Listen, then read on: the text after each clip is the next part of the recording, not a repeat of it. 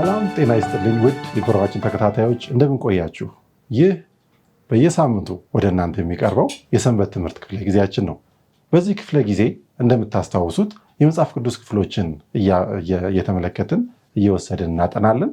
ባለፉት 3 ወራት ስናጠና የነበረው ከሌሎች ወንድሞች ጋር ስናጠና የነበረው የኢያሱ መጽሐፍ አልቆ አሁን ደግሞ አዲስ እየጀመርን ያለ ነው። አዲስ ትምህርት ነው። እዚህም ጋር ትመለከታላችሁ። ሰማይና ምድርን ማስታረቅ በሚል ዋና ርዕስ ስር የፊልጵስዩስ ወይም ወደ ፊልጵስዩስ ሰዎችና ወደ ቆላስይስ ሰዎች ጳውሎስ የላካቸውን መልእክቶች እንመለከታለን። በዚህ 3 ወር ውስጥ እነዚህ መጽሐፎች ጎን ለጎን የሚገኙ መጽሐፎች ናቸው። በመጽሐፍ ቅዱሳችንም ውስጥ ምንም እንኳን የአጻጻፍ ቅደም ተከተላቸው የተለያየ ሊሆን ቢችልም በእነዚህ መልእክቶች ውስጥ ደግሞ ያሉትን ዋና ዋና ነገሮች በእነዚህ 3 ወር ውስጥ ስለምንመለከት ይህን ማጥኛ እንድታገኙ ከወዲሁ ላደፋፍራችሁ እወዳለሁኝ። ወደ ውይይታችን ከመግባታችን በፊት ከኔ ጋር ልቱን በማስተዋወቅ ነው የምጀምረው። ወንድም ምስጋናው ክብረት፣ እህት ምንትዋብ ሰብለወርቅ፣ ወንድም በረከት ደሳለኝ አብሮኝ ይገኛሉ። እንኳን ደህና መጣችሁ ለማለት እወዳለሁኝ። እኔም በረከት ፈለቀ ከስቱዲዮ ባለሙያዎች ውበት እንደዚሁም ደሳለኝ ጋር በመሆን አብራችን ቆዩ ለማለት እወዳለሁኝ። ወደ ውይይታችን ከመግባታችን በፊት ጸሎት እናደርጋለን። ከጸሎቱ በፊት መግቢያ ጥቅሱን አነባዋለሁኝ። በጣም የታወቀ ጥቅስ ነው። ፊልጵስዩስ ምዕራፍ 4 ቁጥር 4 ላይ ይገኛል። መጽሐፍ ቅዱስ በቤታችሁ ያላችሁ ሁሉ ይህንን አብራችሁ እንድታነቡ ላደፋፍር እወዳለሁ። ሁልጊዜ በጌታ ደስ ይበላችሁ። ደግም ይላለው ደስ ይበላችሁ። እንጸልይ። እጅግ አድርገህ የምትወደን መውደድህን ደግሞ በቃላት ብቻ ሳይሆን በተግባር የገለጽክ ልጅህን እስከ ሞት ድረስ የሰጠህን አምላካችን እናመሰግንሃለን። ጌታ ሆይ የማይገባን ሆነን ሳለን ፍቅርህን አፈሰስክልን፣ ከአንተ ጋር ታረቅን፣ እናመሰግንሃለን። ጌታ አባት ሆይ ደግሞም ስለ አንተ እንድናወራ በቃልህ ላይ እንድንወያይ እድልን ስለሰጠህ እናመሰግንሃለን። ቃልህን ስንከፍት ደግሞ በእውነት በመንፈስህ አንተ ምራን። የእኛ ማንነት ዝቅ ብሎ አንተ ከፍ ብለህ ታይ። ይህንን የሚመለከቱም ደግሞ በረከቱ እንዲደርሳቸው እንጠይቃለን። በጌታ በኢየሱስ ክርስቶስ ስም አሜን። ቀደም ብዬ እንዳልኩት ሰማይና ምድርን ማስታረቅ በሚል ዋና ርዕስ ስር የፊልጵስዩስንና የቆላስይስ መልእክትን ነው በዚህ የምንመለከተው። እንግዲህ እግዚአብሔር ያደረገው ወይም የሰራው እጅግ ታላቁ ነገር እንግዲህ መጽሐፍ ቅዱስ የገለጸልን ከፍጥረት በኋላ በጣም ታላቁ ነገር የጠፋውን የሰው ልጅ የራቀውን የሰው ልጅ ከራሱ ጋር ያስታረቀበት መንገድ ነው እና ያ ያስታረቀበት መንገድ በጣም ደግሞ እጅግ ከባድ በሆነ አካሄድ ነው። ዝም ብሎ ትቼዋለሁ አይነት አይደለም። ለኃጢአቱ ሞት ይገባል፣ ሞቱን ልጄ ይወስዳል።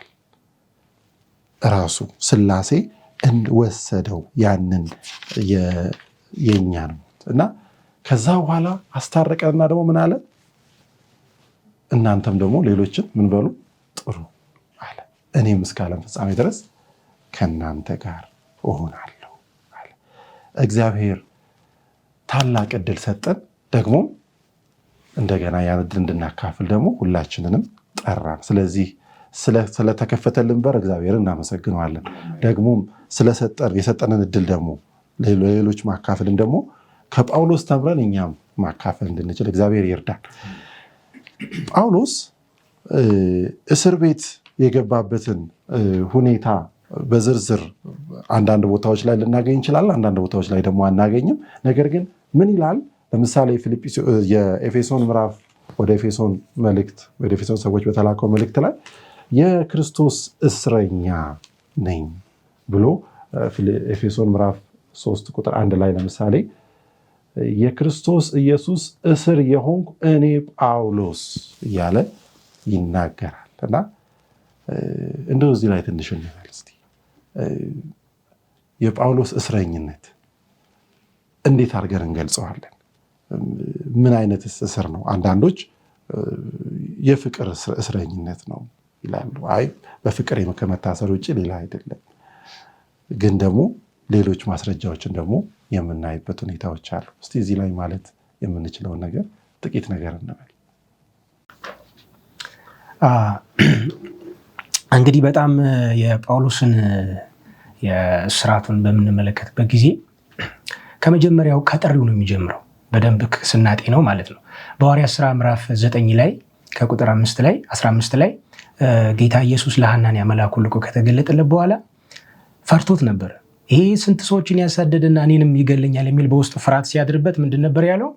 ይህ በአሕዛብ በነገስታት ደግሞ በእስራኤል ልጆች ሁሉ ፊት ስሜን ሊሸከም የተመረጠ ምርጥ ዕቃዬ ነው ብሎታል። ከዚህም ባለፈ ደግሞ ምን አለው? ስለ ስሜ ብዙ መከራ ይቀበል ዘንድ አያለሁ፣ አስቀድሜ አያለሁ አለው እና ከጥሪው ነው የሚጀምረው እና የክርስቶስን ኢየሱስን ስም ጳውሎስ ሲሸከም ስሙን ብቻ ሳይሆን የስሙን ክብር ብቻ ሳይሆን ከስሙ ጋር ሀፍረቱንም መከራውንም አብሮ ተሸክሞ ነበር እና በጣም በጣም እንግዲህ ከክርስቶስ ቀጥሎ የሐዘንና የስቃይ ሰው የሚባል አይነት ሰው ነው ጳውሎስ ማለት ነው። አሉ ሌሎች ሰማዕት የሆኑ ብዙዎች አሉ፣ በእሳት የተቃጠሉ ተሰቅለው የሞቱ በዘይት የተቀቀሉ አሉ። ግን ይሄ የጳውሎስ ከመጀመሪያ እስከ መጨረሻ ህይወቱ በመከራ የተሞላ ነበር። የክርስቶስን ኢየሱስን መከራ የተሸከመ ሰው ነበርና እሱ ራሱ ተናግሯል ስለ መከራው ማለት ነው። በጣም የበዛ መከራ እንደደረሰበት 3 ጊዜ በዱላ ተደብድቤያለሁ አለ። ከዛ ደግሞ አይሁድ በድንጋይ ወግረውታል። አይሁዶች ደግሞ እስኪሞቱ ድረስ ነው የሚወግሩት እና በጣም በጣም ጎድተውታል ማለት ነው እና ለ41 የቀረው 39 ተገርፌያለሁ ብሏል። ያ ማለት ወደ ላንብበው እሱን ጥቅስ እሱ የሚገኘው አሁን የምትለው ጥቅስ የሚገኘው 2ኛ ቆሮንቶስ ምዕራፍ 11 ላይ ነው። ቁጥር 23 ጀምሮ እንደ እብድ ሰው ላለው እኔ እበልጣለሁ፣ በድካም አብዝቼ፣ በመገረፍ አብዝቼ፣ በመታሰር አትርፌ፣ በመሞት ብዙ ጊዜ ሆንኩ። አይሁድ 1 ሲጎድል 40 ግርፋት 5 ጊዜ ገረፉኝ። 3 ጊዜ በበትር ተመታው፣ 1 ጊዜ በድንጋይ ተወገርኩ። መርከቤ 3 ጊዜ ተሰበረ። ሌሊትና ቀን በባህር ውስጥ ኖርኩ። ብዙ ጊዜ በመንገድ ሄድኩ። በወንዝ ፍርሃት፣ በወንበዴዎች ፍርሃት፣ በወገኔ በኩል ፍርሃት፣ በአሕዛብ በኩል ፍርሃት፣ በከተማ ፍርሃት፣ በምድረ በዳ ፍርሃት፣ በባህር ፍርሃት፣ በውሸተኞች ወንድሞች በኩል ፍርሃት ነበረብኝ። በድካምና በጥረት ብዙ ጊዜም እንቅልፍ በማጣት በራብና በጥም ብዙ ጊዜም በመጦም በብርድና በራቁትነት ነበርኩ። እግዚአብሔር ይባርክ፣ ተባረክ።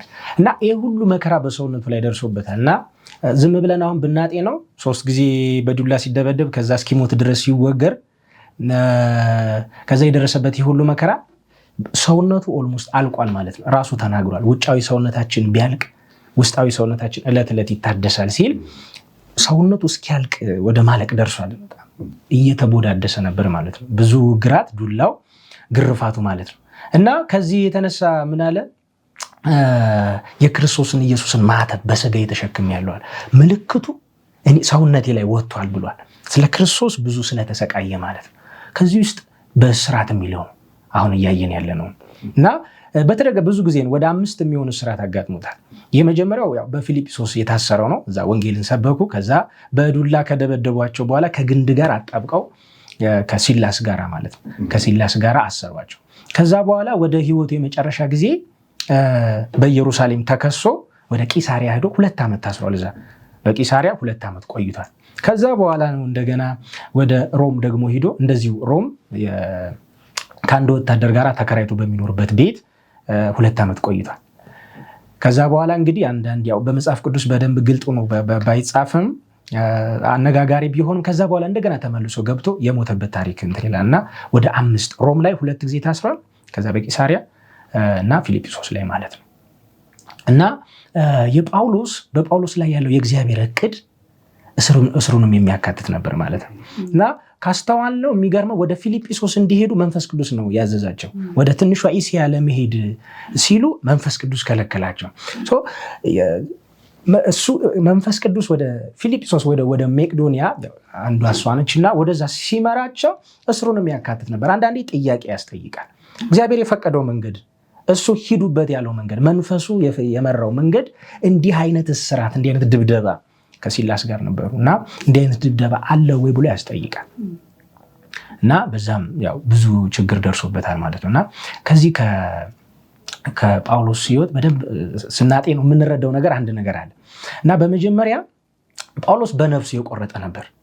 ካስተዋላችሁ በሕይወቱ መጨረሻ እንኳን በኢየሩሳሌም ሞትና እስራት ይጠብቃል ሲባል እኔ ለእስራትም ለመከራም ብቻ ሳይሆን ለመሞትም የተዘጋጀው ነኝ ብሎ ነበር።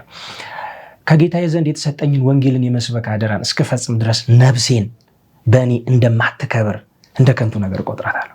ምንም በቃ እስከ መጨረሻ በነፍሱ የቆረጠ የተሰጠ አገልጋይ ነበር። በመከራና በአደጋ ፊት ጠንካራ ግንባር ነበር። ምንም አይፈራም። ወንጌልን ለመስበክ የተሰጠውን አደራ አቴኒ ኮስት ነው የሚሰብከው።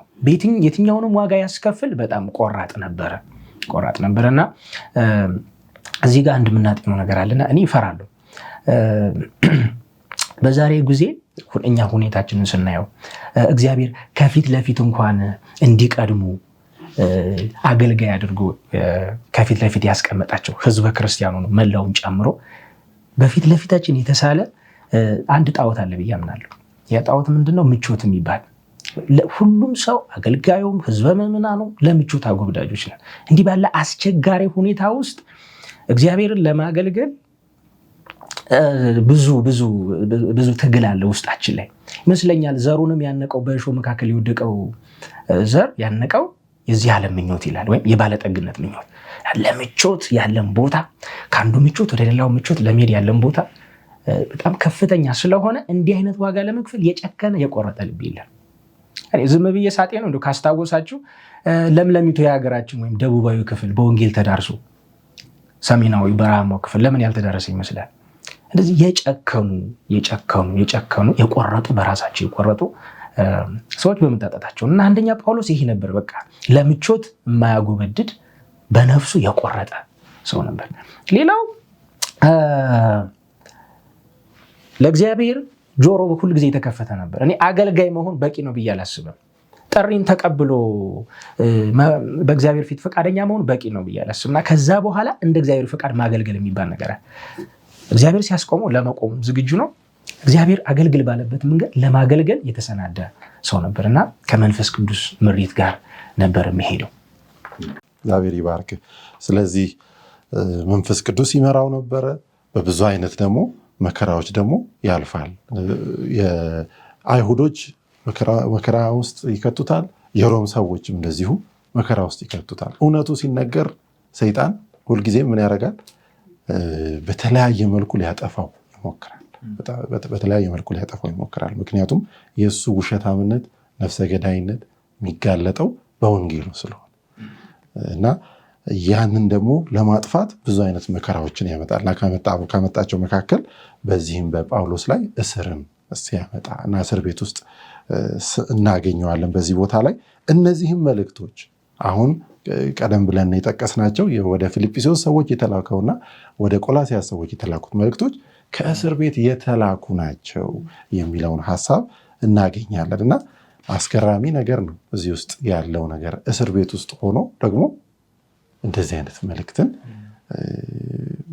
ዛሬ ድረስ የሚያበራ ዛሬ ድረስ ጥንካሬን የሚሰጥ ነገሮችን ማድረግ የሚቻል ነው ማለት ነው።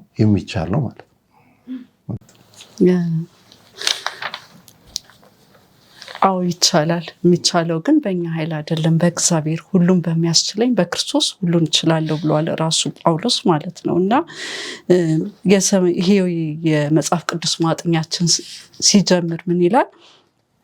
አንድ ፓስተር ነው፣ አንድ ቄስ ምንም ባልሰራው ጥፋት ወደ እስር ቤት ገባ እና መጀመሪያ ሲገባ አዝኖ ነበረ። ግን በኋላ እሱ ፓስተር መሆኑን እዛ እስረኞቹ ሲያውቁ የእግዚአብሔርን ቃል እንዲነግራቸው ጠየቁትና ለብዙዎች ማስተማር ጀመረ። ከዛም ብዙዎች ተጠመቁ፣ የጌታ እራት ራሱ ከነሱ ጋር ወሰደ ይላልና አንዳንዴ እኛ በማይገባን ነገር እግዚአብሔር ግን ስራውን ይሰራል። ለእኛ ከአይምሯችን በላይ ሊሆን ይችላል፣ ግን እግዚአብሔር በዛ ውስጥ ስራውን ይሰራል። እና ስለ ጳውሎስ ስናስብ ራሱ የተናገረውን ራሱ እናያለን። ምን ብሏል ጳውሎስ? በሮሜ 8:37 ጀምሮ ያለውን አነባዋለሁ። እዚህ ጋር ያለውን ስናነብ በዚህ ሁሉ ግን በወደደን በእርሱ ከአሸናፊዎች እንበልጣለን። ሞት ቢሆን ሕይወትም ቢሆን መላእክትም ቢሆኑ ግዛትም ቢሆኑ ያለውም ቢሆን የሚመጣውም ቢሆን ኃይላትም ቢሆን ከፍታም ቢሆን ዝቅታም ቢሆን ልዩ ፍጥረትም ቢሆን በክርስቶስ ኢየሱስ በጌታችን ካለ ከእግዚአብሔር ፍቅር ሊለየን እንዳይችል ተረድቻለሁ ይላልና ከክርስቶስ ፍቅር ከእግዚአብሔር ፍቅር ማንም ሊለየው እንደማይችል ጳውሎስ ገብቶት ነበረና ቅድምም እንደተባለው መታሰርም ቢሆን ለእግዚአብሔር ዓላማ ከሆነ ሕይወቱን እስከ መስጠት ድረስ ፈቃደኛ የሆነ ነበረና መታሰሩን ይቀበለው ነበረ። ምክንያቱም ለክርስቶስ ስል ሁሉን ሆናለሁ ከሱ ፍቅር ምንም ሊለየኝ አይችልም ብሎ ቆርጦ የተነሳ ስለነበረ ነው ይሄን የተናገረውና ወደ ፊልጵስዩስ ስንሄድ ደግሞ ጳውሎስ እንዴት ወደ ፊልጵስዩስ ሄደ? መጀመሪያ ከመታሰሩ በፊት በፊልጵስዩስ ቤተክርስቲያን እንደከፈተ እናያለን። ስናጠና መጽሐፍ ቅዱሳችን እንዴት ሄደ የሚለውን ስናይ የሐዋርያት ሥራ 16 ቁጥር 9 ላይ ያለውን እናነባለን። መጀመሪያ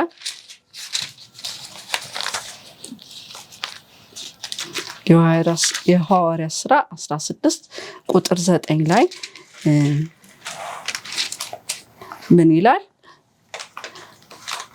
ራእይም ለጳውሎስ በሌሊት ታየው።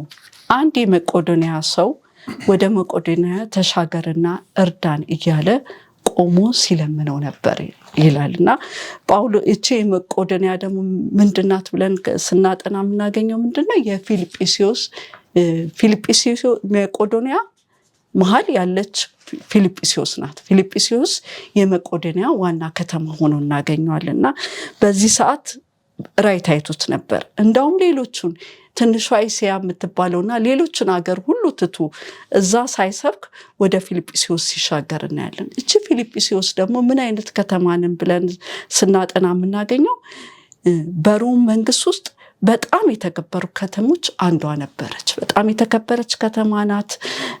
እንዳውም አንዳንዶች የመሬትን ግብር ራሱ የማይከፍሉባት ግብር የማይከፈልባት በፊልጵስዩስ የሚኖሩ ሰዎች ደግሞ የሮምን ዜግነት የሚያገኙበት አገር ናትና በዛ ጊዜ ደግሞ የሮም ዜጋ መሆን ማለት የተከበረ ዜግነት ነበረ።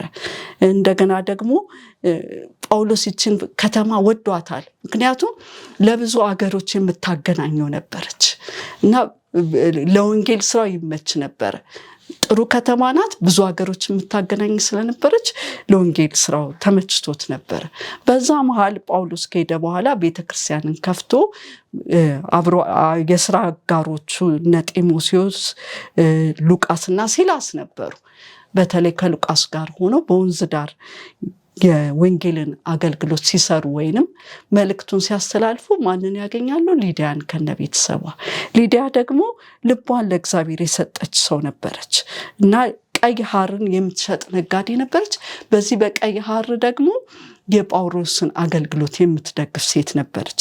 በተጨማሪ ደግሞ እዛው ፊልጵስዩስ ደግሞ ጳውሎስና ሲላስ ቅድም እንደተባለው ሲታሰሩ እናያለንና በታሰሩበት ጊዜ ግን የመሬት መንቀጥቀጥ ሆነና የእስር ቤት በሮች ሲከፈቱ የእስር ቤት ጠባቂው ራሱን ሊያጠፋ ሲል ምን ይለዋል? አይ ራስን አታጥፋ፣ እኛ ሁላችንም እዚህ አለን ሲለው ከዛ በኋላ የእስር ቤት ጠባቂው ለጌታ ልቡ እንደሰጠ እሱና ቤተሰቦቹ በጳውሎስ ምክንያት ለጌታ ልባቸው እንደሰጡ እናያለንና ይህን ሁሉ ግን ያገኘው እንዴት ነው? ጳውሎስ በፊልጵስዩስ በከፈተው ቤተክርስቲያንና በፊልጵስዩስ በነበረው አገልግሎት የተነሳ እንደሆነ እናያለን።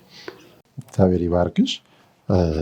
እንግዲህ የፊልጵስዩስ አገልግሎቱ ምን ያክል እንዴት እንደሄደ ደግሞም ወደ እስር ቤት የገቡበትም ታሪክ ከዛም ደግሞ እንዴት እግዚአብሔር ድንቅ የሆነውን እንግዲህ ስለ ምስጋና ሲነሳ በጣም ከሚነገሩ በዝማሬም በተለያየ መልኩ ከሚጠቀሱ ታሪኮች መካከል ጳውሎስና ሲላስ እዛ ውስጥ እየዘመሩ የነበረው ነገር ነው።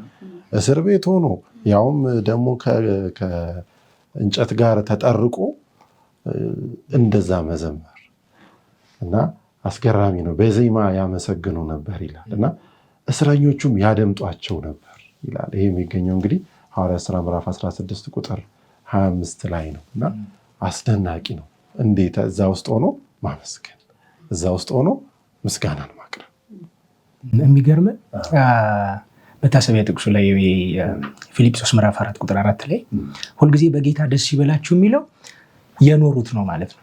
የኖሩት ነው። አንደኛ እስር ቤት ላይ ነው ቶርች እየተደረጉ ከግንድ ጋር መጣበቅ ማለት ዝም ብሎ ለማሰሪያነት አይደለም የሚጠቀሟቸው እና አጣብቀው ነው በደንብ ያሰሯቸው እና በዛ ሁሉ ስቃይ ሆነው በጌታ ደስ ይበላችሁ ሲል ለመልእክቱ ሌላ ህይወት ይዘራበታል እና ጳውሎስ እንዲህ አይነት አገልጋይ ነበር ማለት ነው። የኖሩትን ነው የሚናገሩት የኖሩት። ስለዚህ በጌታ ደስ ይበላችሁ ሲሉ ኑሮውት ነው። በብዙ መከራ በስቃይ ያለፉ ያንን እንደውም ጴጥሮስ ብሎታል የማይነገር ደስታ፣ በክብር የተሞላ ደስታ፣ በሁኔታዎች የማይለካ ደስታ እና ያንን ደስታ ተለማምዶት ነበር። ሌላ ምን ትዝ አለኝ ርዕሳችን ራሱ በአስቸጋሪ ሁኔታ ውስጥ እግዚአብሔር ከኛ ጋር ነው።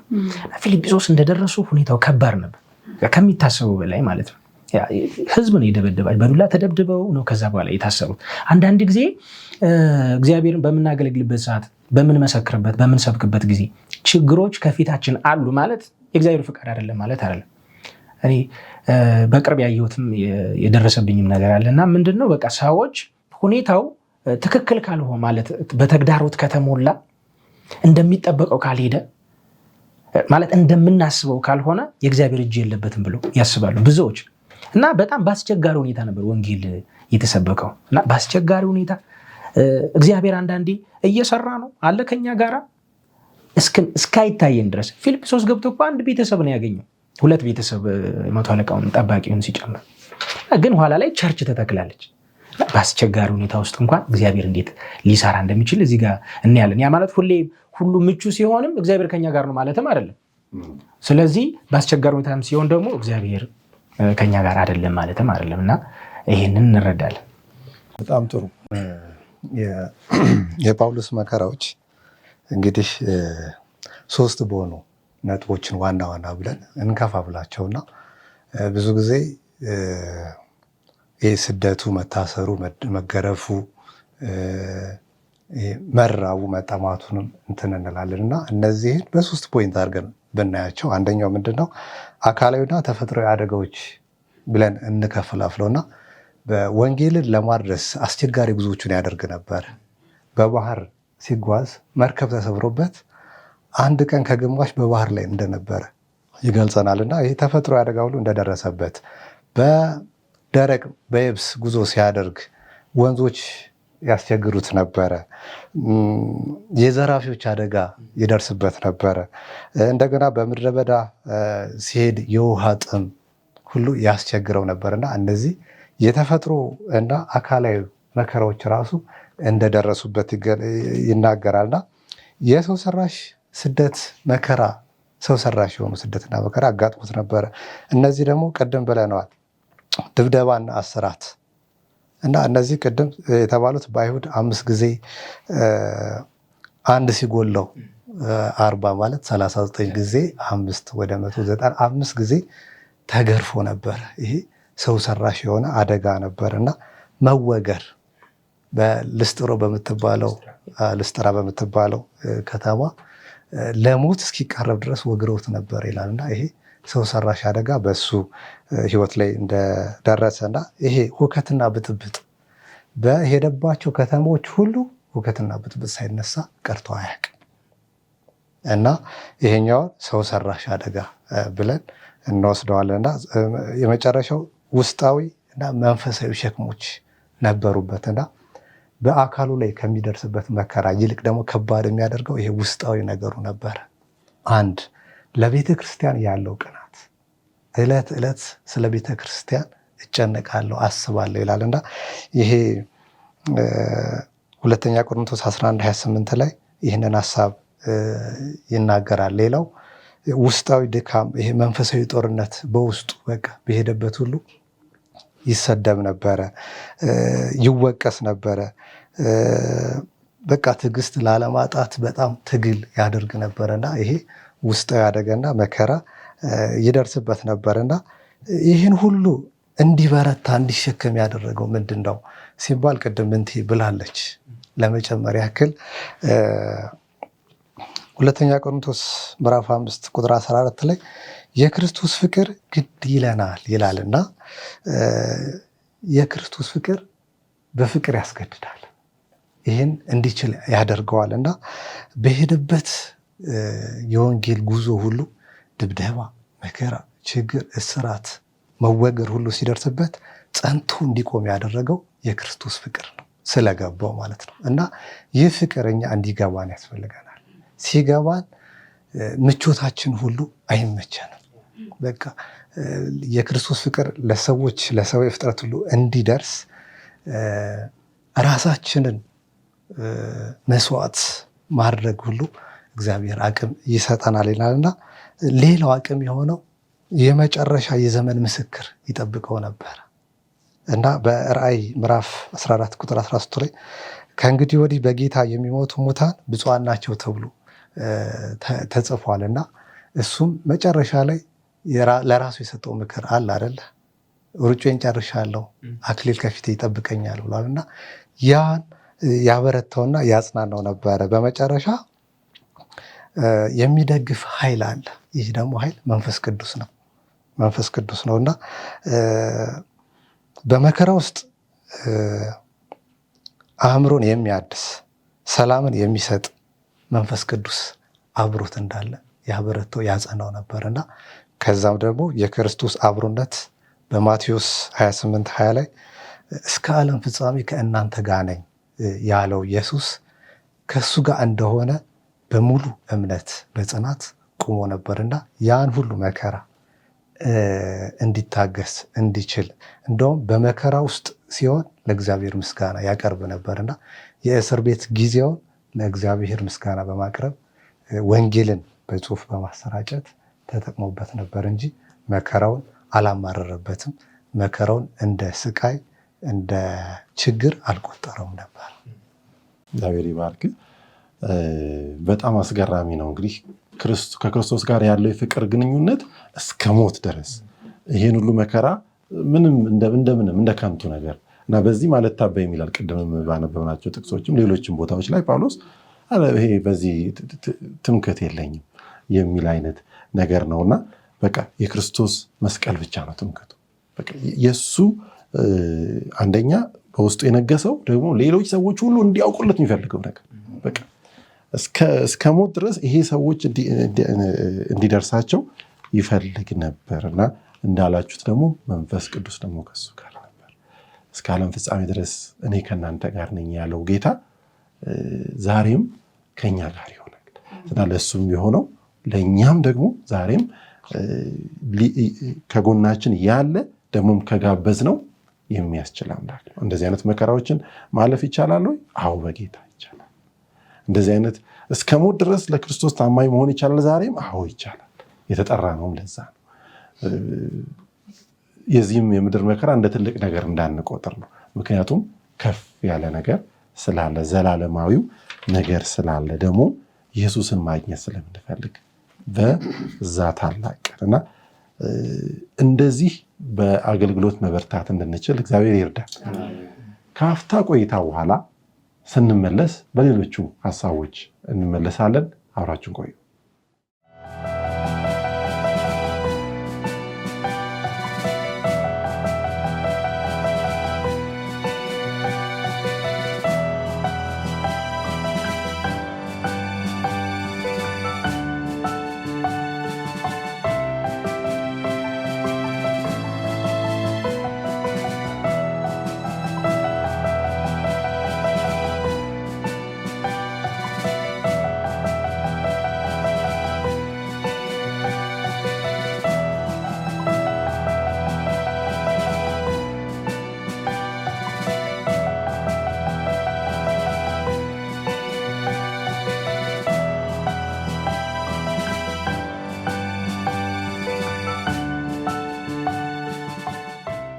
እያሳለፋችሁ እንደሆነ እናምናለን።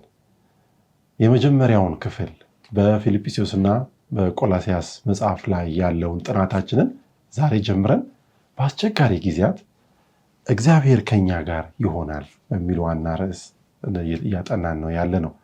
ከጳውሎስ ጋር የሆነው አምላክ ከኛም ጋር እንደሚሆን እያሰብን እስቲ ደግሞ እንምጣ። በቆላሲያስ ጳውሎስ እንደሄደ የተጻፈ ነገር አናገኝም። እንደውም ሄደ የሚል ነገር አናገኝም። ነገር ግን ደግሞ ከዛ ከሆኑ ሰዎች ጋር ግን ደግሞ የተገናኘባቸውን ኢንሲደንቶች ወይም ሁኔታዎች ግን በተወሰነ መልኩ ይጠቅሳልና እስቲ እነሱን ደግሞ እንመልከታቸው። የቆላሲያስ ቤተክርስቲያን እንግዲህ አመሰራረቷ ከሌሎቹ ቤተክርስቲያን ለየት ያለ አመሰራረት ነው ያላት። ይኸው ምንድን ነው? ጳውሎስ ራሱ ሄዶ የመሰረታት ቤተክርስቲያን አይደለችም። በጳውሎስ የወንጌል ፍሬ በጳውሎስ የወንጌል የምስራች ፍሬ በተገኘ ወጣት የተመሰረተች ቤተክርስቲያን ናትና ይሄ ወጣት ኤጳፍራ ይባላል። ኤጳፍራ ማን ነው ስንል እንግዲህ ጳውሎስ በኤፌሶን ለ3 ዓመት ወንጌል በሰበከበት ጊዜ በዛ ወንጌልን የሰማ የቆላሲያስ ከተማ ተወላጅ የሆነ ወጣት ነውና በደንብ አድርጎ ከጳውሎስ ተምሮ አምኖ ጸንቶ ለምን ወደ ተወለድኩበት አገር ሄጄ ቤተክርስቲያን አልመሰረትም፣ ወገኖቼን ይህንን ወንጌል ለምን አላዳርስም ብሎ የሄደ ወጣት ነው። የሚገርማችሁ ነገር ጳውሎስ በኤፌሶን ሲያስተምር ሌላም ፊሊሞና የሚባል የቆላሲያስ ሀገር ተወላጅ ነበረ እና ይቺ ቤተክርስቲያን የተመሰረተችው በፊሊሞና ቤት ውስጥ በቁጥር ትንሽ 20 የማይበልጡ ምዕመናን ሆነው የመሰረቷት ኤጳፍራ በሚባል ወጣት የተመሰረተች ቤተ ክርስቲያን ናትና የሚገርማችሁ ነገር በጣም ጠንካሮች ጎበዞች የእግዚአብሔርን ቃል የሚያጠኑ ሆነው ሳለ በዚህ ሁኔታ ውስጥ እንግዲህ ሐሰት ትምህርት ወደ እነሱ ይመጣል። ሐሰት ትምህርት ሲመጣ ይሄ ኤጳፍራ ይሄ የመጣው ሐሰት ትምህርት ጳውሎስ ካስተማሪ ወንጌል የተለየ ነውና ሄጄ ምክር ማምጣት አለብኝ ብሎ ወደ ጳውሎስ ተመልሶ ጳውሎስን አግኝቶ ይሄ የቆላሲያስ መልእክት ጳውሎስ ጽፎ የሰጠው ነውና ይሄ ማለት የጳውሎስ የወንጌል ስራ ስትራቴጂክ በጣም የተለያየ ነው። እሱ ወንጌልን ብቻ ሰብኮ ዝም አይልም። በሄደበት ሁሉ ቤተክርስቲያንን ይመሰርታል፣ እንደ ፊልጵስዩስ ማለት ነው። እንደገና ደግሞ እሱ መድረስ ያልቻለበትን ከሱ ወንጌል ሰምተው በየአገራቱ የሚሄዱ ወንጌልን የያዙ ሰዎች እንዲመሰርቱ ወንጌላውያንን አስተማሪዎችን ሁሉ በቃሉ ያስታጥቅ ነበር እና የቆላሲያስ ቤተክርስቲያን አመሰራረትና መልእክቱ እንዴት እንደተጻፈ ይሄድ ይመስላል። ያው ተጨማሪ ደግሞ ስለ ቆላሳይስ ስናጠና ያገኘነው ነገር ምንድን ነው? ከላዶቂያ በስተደቡብ ምስራቅ በ5 ኪሎ ሜትር ርቀት የምትገኝ ናት። እንደገና ደግሞ የሚጠቀሙባት ሳንቲሞች ውስጥ አማልክት እንደሚያመልኩ የሚያሳይ ምስል ነበረ። በዚህ ምክንያት ወንጌልን ለማሰራጨት በቆላሲያስ አገር ውስጥ ከባድ ነበረ። የሚኖሩት ክርስቲያኖች እንኳን በከባድ ሁኔታ ውስጥ ያልፉ ነበረ። ይህን እናገኛለን። ሌላው ደግሞ ስለ ፊልሞና ራሱ ጳውሎስ የጻፈው የፊልሞና መጽሐፍን ስናይ ፊልሞና እና ጳውሎስ የተገናኙበት ምክንያት አላቸው። ምክንያቱ ምንድነው? አናሲሞስ የሚባል የፊልሞና ባሪያ ነበረ፣ በእስር ቤት ከጳውሎስ ጋር የታሰረ። በጳውሎስ ምክንያት ግን ጌታን የተቀበለ ጌታን ያገኘ ነበር። በዛ ምክንያት ለፊልሞና ከዚህ በኋላ እንደ ባሪያ እንዳታየው፣ እንደ ልጅ እንድታስበው እንድትቆጥረው ብሎ ጳውሎስ ለፊልሞና ደብዳቤ ሲጽፍለት እናያለን። እና እንዳውም የሚገርመው ነገር ያው በትንቢት መንፈስም የተጻፈ ነገር አለ። ባሮች ወደ ጌታቸው መመለስ እንዳለባቸው የሚነግረን ጽሑፍ አለና ያኔም ጳውሎስ ይህንን ባሪያ የነበረውን በዛን ጊዜ ወደ ፊልሞና እንዲመለስ ሲያደርገው እናያለን። እና ያም ግንኙነት ነበረ በቆላሲያስ ቤተክርስቲያን ጋር የተያያዘ የፊልሞናም እና የጳውሎስ ግንኙነት ከዚህ ጋር ተያይዞ አንድ ላይ የተያያዘ መሆኑን ነገር። ሌላው የኤጳፍራ ትጋቱ እሱ በጣም ልቤን ገዝቶታልና ጳውሎስ ሲመሰክርለት ስለ መዳናችሁ ይተጋል፣ እንደውም ይጋደላል ነው የሚለው። እና ጳውሎስ ያየዋል ማለት ነው። አብሮት በነበረ ጊዜ ሲጸልይ ያየዋል። ሁልጊዜ እንግዲህ ስለ ሕዝቡ ሁኔታ እግዚአብሔር እንዴት ባለ መንገድ ሊረዳቸው እንደሚገባ ስለነሱ በጣም ይቃተትና በጸሎት ሲጋደል ያየው ነበር ማለት ነው። እና በጣም ተዋጊ ሰው ነበር፣ የጸሎት ሰው ነበር። እና አንዳንዴ ቸርች መትከልም በቂ እንዳልሆነ የሚያሳይ ነው። ቤተክርስቲያኑ በእሱ ነው የተተከለችው፣ ግን ተመስርታ ተደላርላ በጣም እንድትጸና መምናኑ በጣም እንዲጸና በጣም ይጸልይና ይጋደል ነበር ማለት ነው። እና ይህም የጸሎትን አገልግሎት ራሱ ያሳየናል። አገልጋዮችም ይሆን ማንም ሰው ሸክም ሊሰማን ይገባል በጣም ለቤተ ክርስቲያን። እና የእኛ መጽናት የእኛ እግዚአብሔርን ማወቅ የሆነ ሰው ጸሎት አለበት ማለት ነው።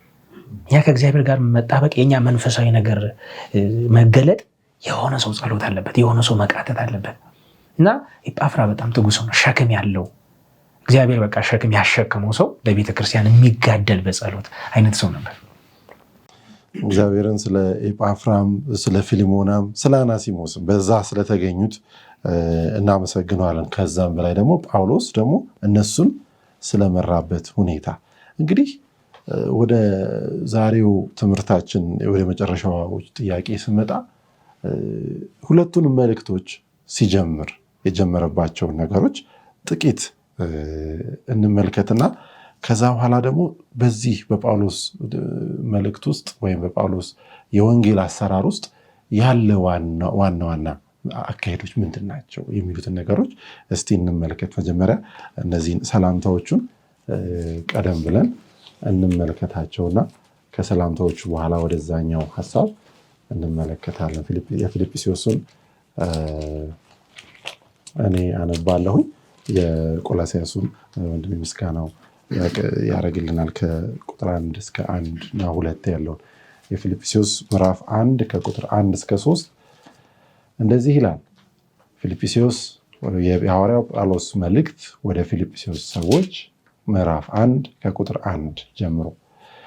የኢየሱስ ክርስቶስ ባሪያዎች የሆኑ ጳውሎስና ጢሞቴዎስ በፊልጵስዩስ ለሚኖሩ ከኤጲስቆጶሳትና ከዲያቆናት ጋር በክርስቶስ ኢየሱስ ላሉት ቅዱሳን ሁሉ ከእግዚአብሔር ከአባታችን ከጌታም ከኢየሱስ ክርስቶስ ጸጋና ሰላም ለእናንተ ይሁን።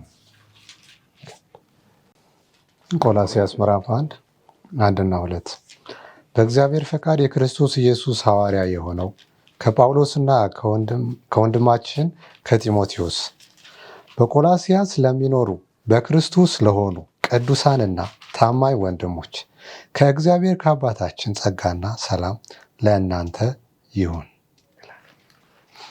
እንግዲህ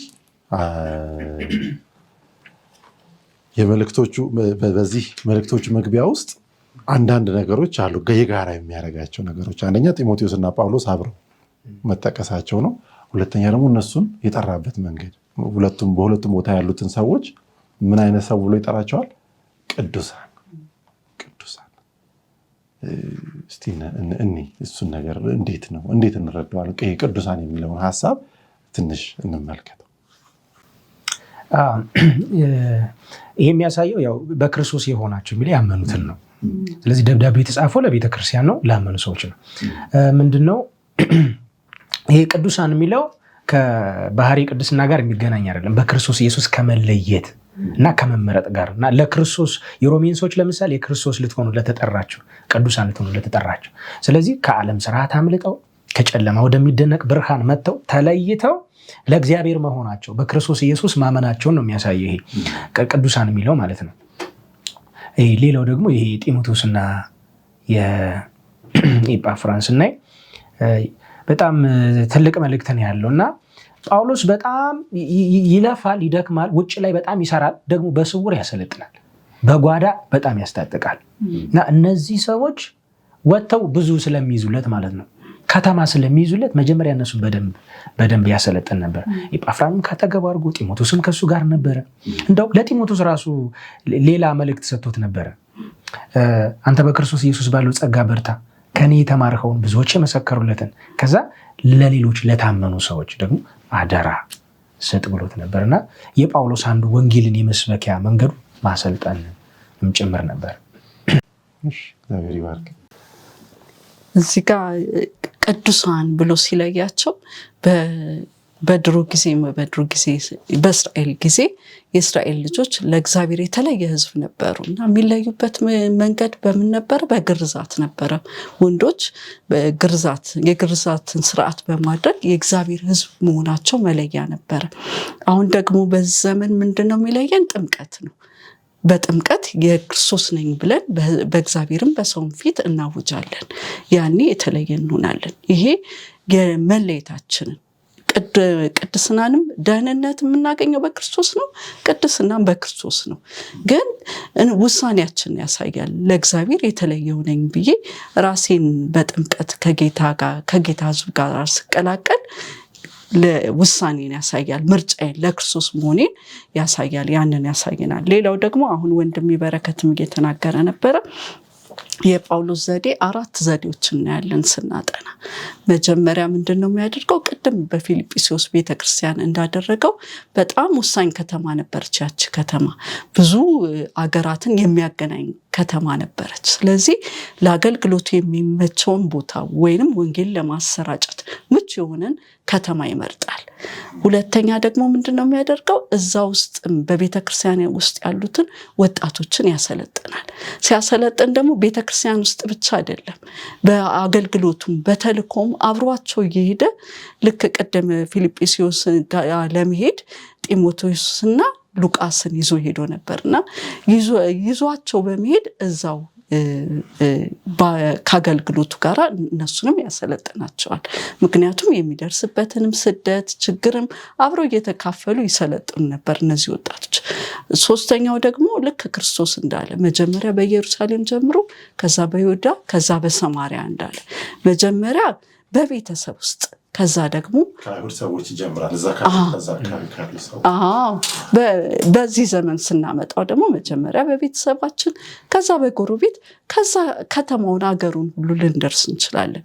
ይህንን ዘዴ ጳውሎስ ይጠቀም ነበር።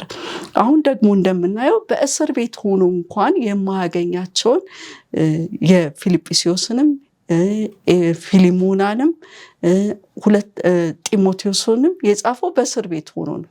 5 መጽሐፍን ለ5 ቤተክርስቲያን በእስር ቤት ሆኖ ሲደርሳቸው እናያለን። እና አራተኛው ዘዴ ምንድነው? በደብዳቤ ይደርሳቸው ነበር።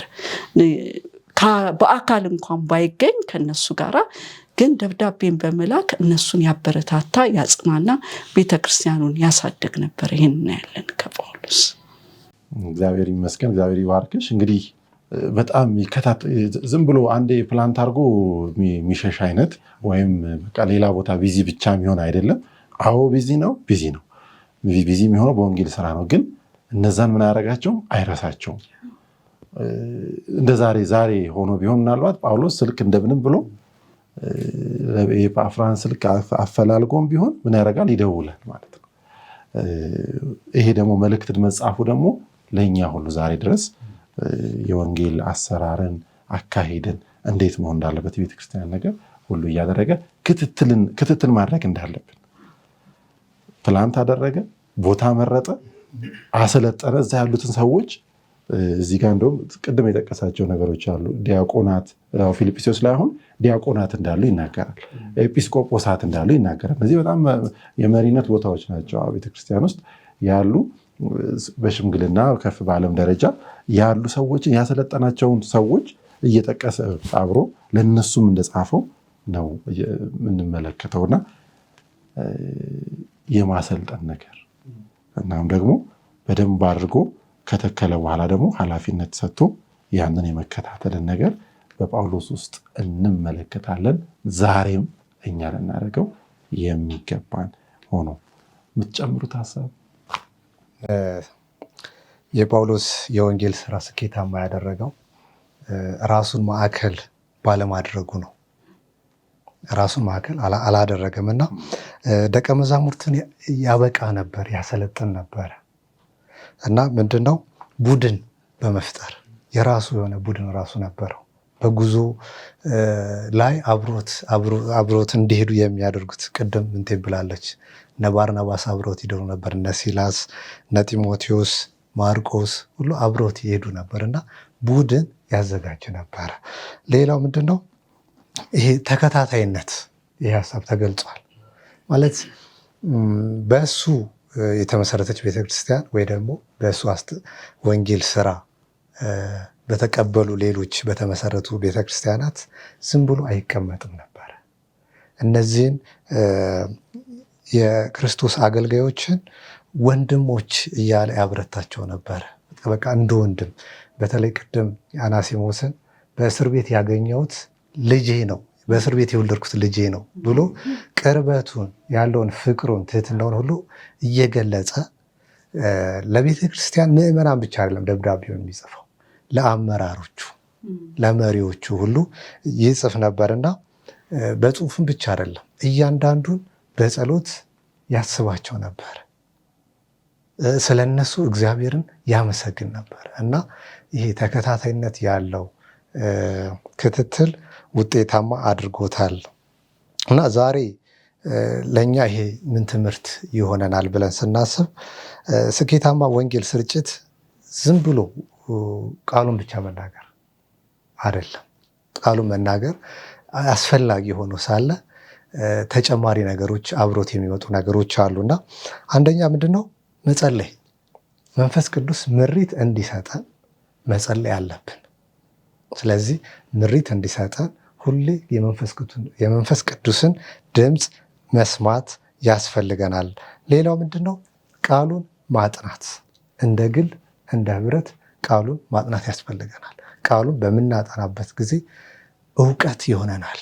ይህ እውቀት ደግሞ ማን ነው? እግዚአብሔርን እንድናውቅ ክርስቶስ በቀራንዮ የሰራልን ያደረገልን የከፈለልን ዋጋ እንዲገባን ቃሉ ያሳውቀናልና በሱ የሞላን እንድንሆን ያስፈልጋል። ሌላው ሶስተኛው ነጥብ ምንድነው? ጥበብን መጠቀም ያስፈልገናል። እንግዲህ መልእክቱ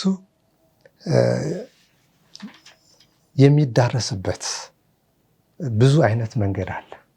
ስለዚህ እነዛን መንገዶች በጥበብ ማድረግ አለብንና ጳውሎስ ወንጌልን ሲሰብክ አንድ መንገድ ብቻ አይደለም ይዞ የሄደ የነበረው፣ ብዙ አይነት ጥበቦችን ይጠቀም ነበርና እኛም ጥበብን መጠቀም ያስፈልገናል ብዬ አምናለሁ። እግዚአብሔር ይባርክ። አዎ፣ ለተለያዩ ሰዎች በተለያየ አይነት መንገድ የሄደባቸው መንገዶች፣ ለአንዱ የተናገረውን ዝም ብሎ እዛኛው ጋር ኢየሱስ ክርስቶስ ጌታ ነው አይልም። ኢየሱስ ክርስቶስ ጌታ ነው የሚለው ለአይሁዶች ነው። እነዛ ጋር ገና ለአቴንስ ሰዎች ደግሞ ሲሄድ ገና ከፈጣሪነቱ ስለማንነቱ ገና ሲጀምር እንመለከታለን እና ባሉበት ደረጃ የመሄድንም ነገር እንመለከታለን እና ዛሬም ቢሆን እንደዛ ኮንቴክስት ወይም ደግሞ አውድ ሰውየው ወይም ያቺ እህት ያለችበትን ወይም እነዛ ማህበረሰብ ያሉበትን ማወቅ ያስፈልጋል። ከዛ ነው መነሳት እንጂ እንደው የሆነ ነገር ሸምድደ እንደማለት ብቻ ከሆነ በፈሪዱላ ይሆናልና እንደዛ አይሆንም። ትክክለኛው አካሄድ በጣም ጠለቅ ብሎ የመሄድን ነገር ይጠይቃል። እንግዲህ ብዙ የወንጌል ስራን ሁሉንም ሀሳብ ዛሬ የምንነካው አይደለም። ነገር ግን በፊልጵስዩስ እና በቆላሲያስ ቤተክርስቲያን ለነሱ ላሉት ሲጻፍ እና ጳውሎስ ያደረገውን ነገር ስንመለከት እግረ መንገድ እነዚህን ትምህርቶች አገኝን። እንግዲህ የዛሬውን በዚህ ስንጨርስ አንዳንድ ሀሳቦችን ብቻ ተናግሬ ልጨርስ። ከክርስቶስ ጋር ሆናችሁ በአስቸጋሪ ሁኔታዎች ውስጥ የምታልፉ ወንድሞችና እህቶች፣ በተለይ ደግሞ ወንጌሉን ለማዳረስ በምትሄዱበት ጊዜ የተለያየ አይነት መከራ በሚደርስባችሁ ጊዜ ጌታ ከኔ ጋር አይደለም ወይም አልፈቀደውም የሚለውን ነገር አይደለም በልባችን ማድረግ ያለብን። በዛም ውስጥ እግዚአብሔር የሚሰራው ነገር ስላለ በታጋሽነት ነው። ታጋሽ እንሆን፣ ደግሞ ደስተኞች እንሆን። ሁል ጊዜ በጌታ ምን ብሏል? ደስ ይበላችሁ። ሁል ጊዜ ነው፣ መከራም ሆነ ያለ መከራ፣ በሰላሙም ጊዜ። ይህን ደግሞ ጌታ ያስችላል። የመንፈስ ፍሬም ናቸው እነዚህ፣ ደስታ፣ ሰላም እና